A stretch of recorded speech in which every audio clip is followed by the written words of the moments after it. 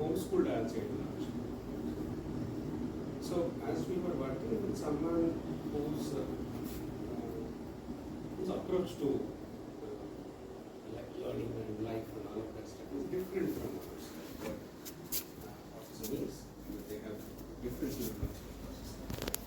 We had to spend quite some time on the questions that have been raised today.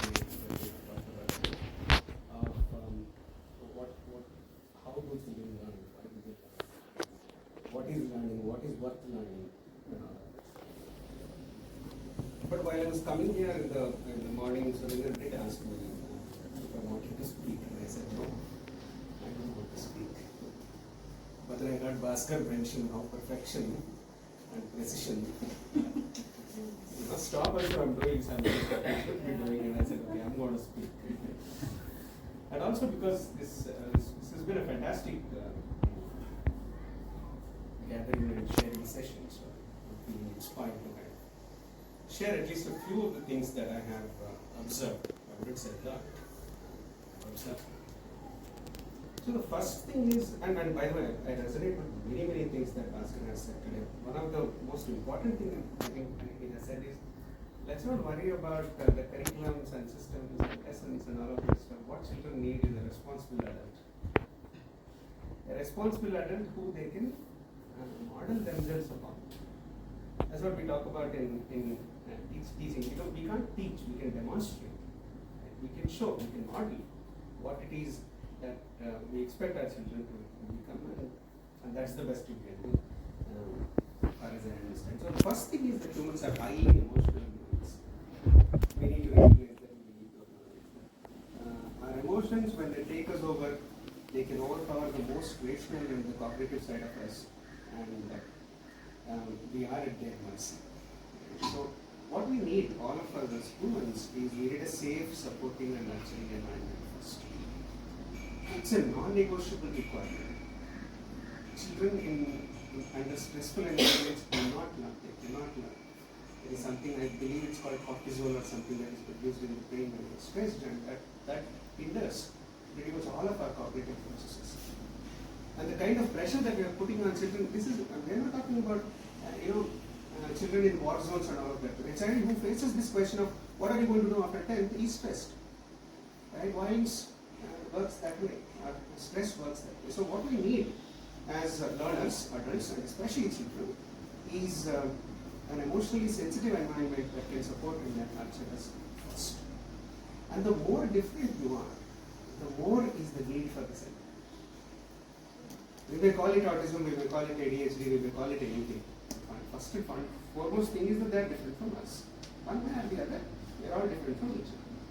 The more different a child is, the more different a learner is, the more is the need for that emotional support in us. Everything else comes after that. And like Bhaskar said, curriculum is the last thing that we should tackle. The second bit is that, again, comes from a lot of both observation and reading, that learning is social. Learning does not happen in isolation. You cannot sit somewhere and learn anything. Learning happens in social settings.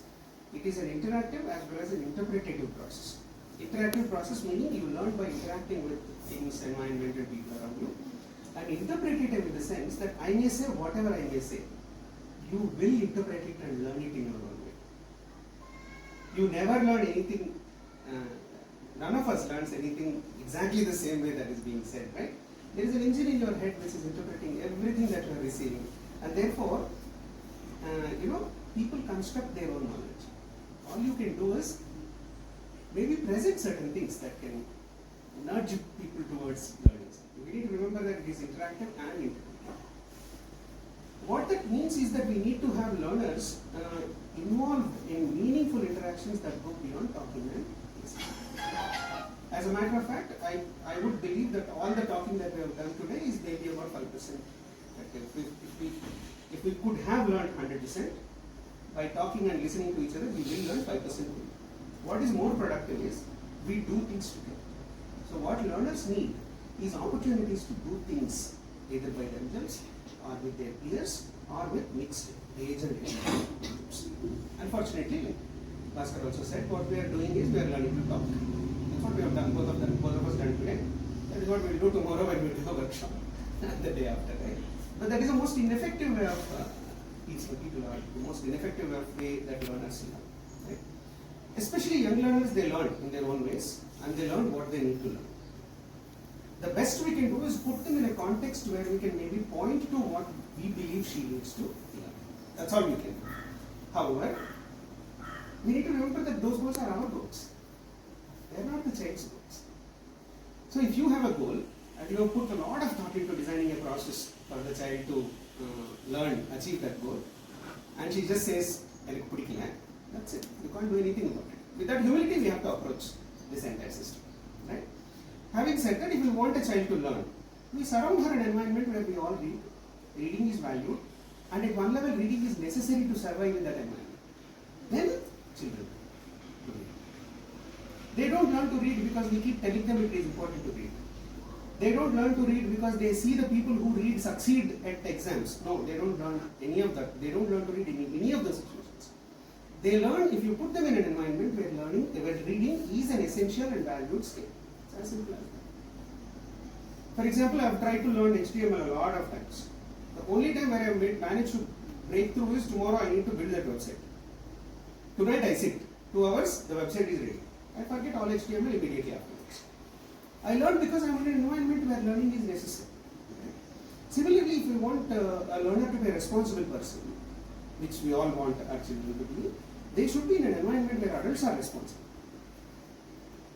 Where children have responsibilities that are important for themselves and the community around them. Otherwise, if we keep telling our children all you need to do is go to school, study 12 hours a day, and get 90% marks, and your life will be set. How? The child will finish 12th grade. The skill she has is to read a book and repeat it enough number of times to get 90%. How will she become a responsible adult by the way suddenly? Right? The environment has to be. So that is why responsible adults. What we need is adults that can model. See, we all have goals. Have we achieved them? Have we set up an environment where the goals we have achieved can be maintained in ourselves? Encourage our children will learn, no? And that's where I really like the solution that Bhaskar gave. If you believe being in a city is not conducive for your children, move elsewhere. You can't sit right in front of the problem and worry that there is no solution. No, there is no solution. There is no solution. Right? And somehow I feel that's what Jiran was also saying in the morning. Similarly, nature. If we all want our learners to value nature, we all want our children to love nature. How will they love nature?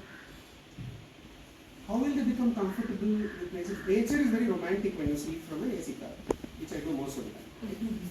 But the real nature is sticky. It's buggy. There are mosquitoes and all of that stuff. So if we want nature to be part of our children's lives, which is when they have a chance to love it, then our lives have to be interwoven and dependent on nature. Which may mean living in a house without an AC. Which may mean keeping animals and plants which are part of our food cycle. Now I know if those 10 tomato plants don't grow, I won't have tomatoes. Right? That is when I become part of the nature. Nature becomes part of it.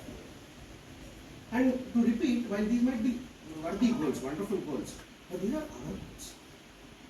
These are not the child's goals. Right? And when it comes to goals, this is something that has struck me quite recently when I was thinking about it.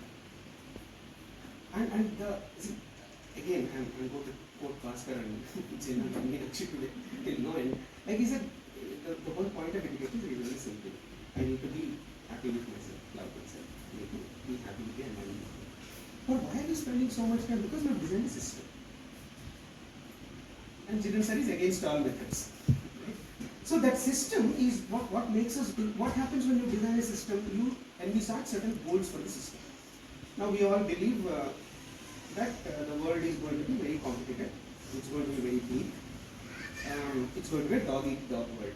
Right? We do believe that. And therefore, we design a system where our children are able to survive in that environment. Right? Now the children have goals, children have skills to survive in that environment. What will they do? They will create that environment. See, the way we envisage and we conceptualize the world because of the unfortunate presence of the system that we have created, has a way of coming true. Because to those goals you teach your learners, and your learners will go and create that system. So that is a place where I am really, really afraid. Further, what kind of goals do we have? What kind of expectations do we have of the system that is going to come in the future? And therefore, what are we preparing our children for? So what are our goals for children? Most of us would say freedom and happiness. That much we agree. But what is freedom? We have 100 definitions of freedom. What is happiness? We have 250 definitions of happiness. So if we believe freedom and happiness are worthy goals, and we are willing to push a method and a system on our children, we must be very, very careful about what this means to us. And at least in this area there has been some research. It's not like we don't know what, we know that community, connection, sharing and valuing each other, all of these lead to freedom and happiness. We know that. But are our children growing up in an environment where they are in touch with the community, where they are building connections, and where they are experiencing that happiness every day? No, they are busy being in school from 8 to 8. Right? So, what is the system? What is the basis of the system that we are building? Are we actually doing what we are saying we want to do? Right? And further, I heard someone mention in the morning that the fees for some schools is high. It is high. It is expensive to educate children. See, as they say, it takes a village to bring up a child. Today we don't have villages. We have built a system where we are all living in honeybee-like cells. In that system, it is expensive to build a village. It is expensive to live in a community like this today. It was cheaper 20 years back, 40 years back, but today, Surendran has to come from Bangalore and build this here. I had to move from Bangalore to 75 kilometers, buy a piece of land and build there. It's expensive to build villages today. We have built a world, or our parents have built a world where it is expensive to live in those communities. And we have consistently underestimated the time, energy, resources and money it takes to educate our children. What is our standard when we say fees are high? Our standard is a system where there are 20 students and one teacher, very liberally speaking. The average number I would believe is 30 students per one teacher. That is the system. When you compare with that, anything will be expensive. But that system doesn't work. That is not the system for us to compare. So that is one thing that strikes me very hard when I think about and in many different ways, we have built a system, unnecessarily built a complicated system around something as simple as education leading to happiness in life, and this system is broken. And as people who have come to that system, our beliefs are broken. We are broken. Our ideas of what is fair and what is not fair, what is expensive, what is not expensive, what is a good goal, and even when we have agreed on a goal, what is a method to achieve that goal, are all broken in multiple ways. Unless we recognize that, we are willing to reorganize our beliefs, there is no point talking about education. And we have to, while Bhaskar did not mention it explicitly, I think he kind of sidestepped it one way. We have to realize that unless we are willing to step out of this system, there is no way we can fix this education. There is no way we can fix our social. If we believe that we can continue to live the way we live and somehow make minor tweaks such that our children will get a good education, we are kidding ourselves. There's no two ways about it anymore. Yeah. Thank you very much. You've been a wonderful audience, and the talks have been amazing to the extent that I felt like I can speak up and say what is on my mind. Thank you very much.